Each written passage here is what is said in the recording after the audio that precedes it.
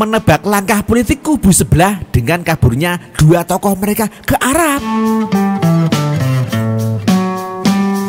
Loh, kemarin itu saya kan baru saja membandingkan ya dua tokoh populer dalam epos Mahabharata. Dua tokoh epos Mahabharata itu adalah Sangkuni dari sisi politik dan Durna dari sisi agama atau kepercayaan. Ya, sebuah perbandingan yang saya harapkan supaya warga negara ini berhati-hati bahwa peristiwa dalam epos tersebut bisa saja terjadi beneran di negeri ini. Ya, dalam tulisan ini saya akan mencoba menerka dan menebak atau kira-kira langkah politis apa yang menjadi tujuan kelompok sebelah dengan membuat kerasan si Durna, si Rizik Syihab dan malah disusul Amin Rais. Ya, padahal mereka berdua sebenarnya kan sama-sama sedang menghadapi proses hukum untuk membuktikan salah ataupun tidaknya mereka terkait dugaan yang diarahkan kepada mereka. Tapi buktinya taat hukum sebagai bukti bahwa mereka adalah warga negara dan ulama dan juga bapak reformasi. Mereka malah kabur, sibuk berkelit dan akhirnya malah ngacir ke Arab Saudi. Ya, pelarian mereka berdua telah membuat masyarakat negeri ini bingung untuk melihat kebenaran yang sebenarnya. Pada satu pihak masyarakat sudah jengah dengan tingkah pola mereka berdua, dari demo dan ujaran-ujaran provokatif dan juga ajakan untuk menggulingkan pemerintah yang sah, serta suara-suara kebencian yang mereka dengungkan selama ini. Ya, namun pada pihak lain masyarakat dibuat gemes dengan pemerintah yang namanya ngulur-ngulur waktu untuk menindak mereka. Bagaimana masyarakat tidak bingung dengan dua tokoh itu? Si ulama yang sangat besar sekali, si Rizik Syihab yang menampilkan diri sebagai orang yang tersuci sejagat bumi datar, ternyata terduga melakukan tindakan amoral dengan perempuan yang bukan muhrimnya. Hayo. Sedangkan kolega sejatinya, orang yang buaya, disebut bapak reformasi, yang awalnya dilihat juga sebagai sosok yang jujur, ternyata juga terpeleset licinnya rote kehidupan di mana uang menjadi tantangannya. Pihak negara kan mencoba ya untuk memproses mereka berdua.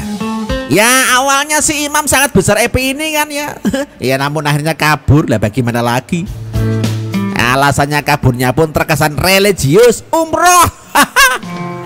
Ya, namun kemudian saat ada banyak upaya klarifikasi, alasan yang dimunculkan si imam sangat besarnya EP ini berubah-ubah. Sembari mengulur-ngulur waktu kepulangan ke Indonesia, si imam yang sangat besar EP ini terus saja menyebarkan hembusan-hembusan bernada provokatif melalui para pengacaranya.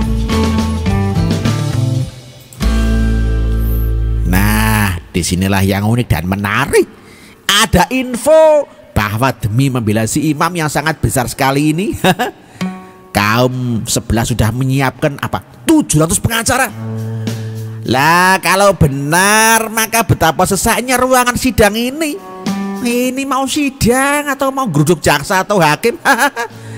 Ini pun menurut penulis ya hanyalah langkah politis saja demi menggertak pemerintah dan orang-orang waras di negeri ini. Ya, buktinya bisakah mereka memberi daftar para pengacara yang 700 itu? Alah. Dan yang menarik berikutnya adalah waktu selalu berita tentang si imam besar EP ini selalu muncul dari pengacaranya. Ya, dari 700 pengacara itu yang muncul cuma 2. Siapa? Yaitu Sugito Atmo Prawiro dan Kapitra Ampera. Ya, mereka lah 2 mikrofonnya si imam besar itu. Dari 2 mikrofon si imam yang sangat besar EP inilah semua berita tentang Rizik meluncur deras. Namun ada yang lucu dan menarik dan unik juga. Karena zaman ini kan zaman modern, super modern malahan. Meskipun sudah memberikan berita ya, melalui dua mikrofonnya, tetap saja banyak orang bisa mengakses berita tentang si imam yang sangat besar ini. Dan semakin unik ketika berita yang disemprotkan dua mikrofon ini berbeda dari fakta dan kenyataan yang terjadi. Di tengah segala situasi ini, Amin Rais, tokoh kita yang terkenal dengan Bapak Reformasi, namun tidak ada Ibu Reformasi, malah nyusul ke Arab Saudi. Aduh, piye to, Pak? Bapak Bapak Reformasi. Si Rais tuh menyusul umrohnya si imam besar FPI. Setelah bertemu, mereka cipika-cipiki, mereka saling melepas rindu dan selfie. Kemudian diunggah. Ya, dari foto yang mereka berdua ada sebenarnya ya mereka hendak memberi pesan kepada negara, kepada pemerintah. Ini loh gua ini di Arab Saudi nih. Mana buktinya si Jokowi mau memberantas korupsi? Lawang nangkep saya saja tidak mampu, sulit. Mana buktinya mau merevolusi mental? Lawang aneh di sini yang umroh jangka panjang juga kagak dikejar. Ya, mereka tuh kan tidak membuat kekacauan untuk negeri ini, dan kekacauan mereka dibungkus dengan tindakan agamis, yaitu umroh. Mereka tuh tidak menentang pemerintah, tidak nantang pemerintah untuk ngejar mereka. Ya, dengan mengejar mereka maka akan ada energi dan juga biaya yang terkuras, dan ini bisa mempengaruhi semangat pembangunan yang sedang benar-benar dibangun. Berbeda dengan sebelum-sebelumnya yang membangun hanya dalam slogan. Sementara mereka berdua bersama kolega-koleganya yang sedang umrah itu menyusul strategi yang baru. Mereka sibuk dan masih mengatakan kepada siapa saja melalui media sosial bahwa mereka adalah ulama yang dikriminalisasi. Mereka akan berteriak bahwa negara tidak menghargai Bapak Reformasi yang hanya mereka menerima 600 juta rupiah saja, kok dikejar-kejar seperti maling. Uang 600 juta itu kan tidak seberapa dibandingkan dengan jasa Bapak Reformasi. Waduh, gimana? Lah, mereka tuh ya ingin membuat masyarakat bingung. Dan dengan kebingungan ini mereka berharap masyarakat yang akan berkurang kepercayaannya kepada negara, kepada pemerintah, kepada presiden yang sah Pak Jokowi. Pada titik inilah sebenarnya krisis dan area kritis sedang dihadapi bangsa Indonesia. Ada pusaran persoalan yang mengambang. Ada rasa geram mencuat. Rasa geram bukan saja kepada dua tokoh itu yang tidak segera menemui nasib baik. Iya, segera menemui nasib tidak baik.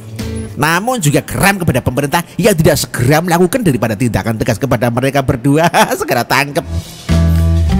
Sebagai penutup tulisan ini, saya tuh hendak mengajak kepada semua pembaca untuk tetap mempercayakan semuanya kepada pemerintah.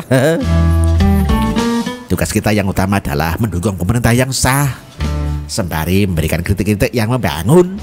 Dukungannya bisa dilakukan dengan serius dan jujur dalam bekerja, serta memberikan informasi yang aktual tentang apa saja. Semoga dukungan saya ini terkait gerakan kubu sebelah ya bermanfaat. Salam NKRI Jaya Merdeka, Doni Setiawan. Terima kasih Pak Doni Setiawan yang telah menyampaikan di tulisan ini. Terima kasih.